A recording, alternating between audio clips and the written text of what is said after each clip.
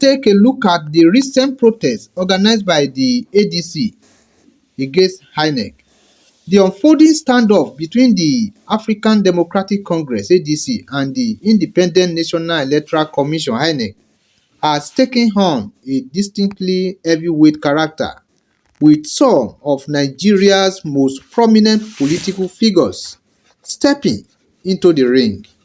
Atiku Abubakar, Peter Obi, Rabiu Kwankwaso, Rauf Aregbesola, Rotimi Amaechi, and Aminu Tambuwal are not just lending their names, they are lending political graffiti to a protest that raises deeper questions about party legitimacy, institutional neutrality, and future of opposition politics in Nigeria.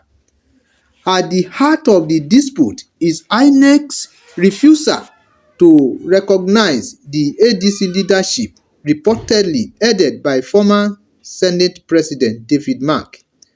While the commission is expected to act strictly within the confines of the law and internal party processes, its decision has triggered accusations, implicit or otherwise, of bias or undue interference.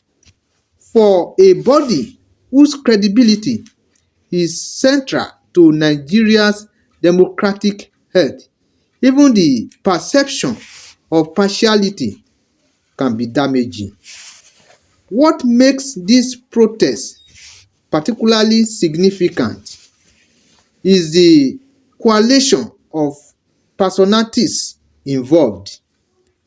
These are not fringe actors, they are seasoned politicians with national followings, diverse ideological leanings, and in some cases presidential ambitions. Their convergence around the ADC platform, whether temporary or strategic, signals a possible realignment in Nigeria's opposition landscapes. It suggests a growing willingness among political heavyweights to challenge not just the ruling establishment but also the institutional frameworks that govern political participation. However, critics may argue that this is less about and more about political survival, an alliance of convenience among figures seeking a viable platform ahead of future elections. If internal party processes were not transparently followed in producing the David Mark-led leadership, INEC's position could be seen as a defense of due process rather than an act of suppression. Still, the protest stresses a recurring dilemma in Nigeria's political system: the fragility of party structures and the outsized influence of elite actors. When leadership disputes escalate into the point of regulatory intervention, it often reflects deeper institutional weaknesses within parties themselves. Ultimately, this episode is a test on multiple fronts.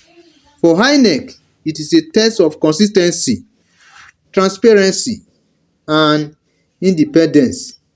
For the ADC, it is a test of internal cohesion and legitimacy. And for the political figures involved, it is a test of whether their collaboration represents a genuine effort to strengthen democratic alternatives or merely another chapter in Nigeria's long history of fluid political alliances. In a democracy where trust is already in short supply, how this dispute is resolved will matter far beyond the ADC. It will either reinforce confidence in the rules of engagement or deepen skepticism about who really controls the game. What are your reactions to ADC protests?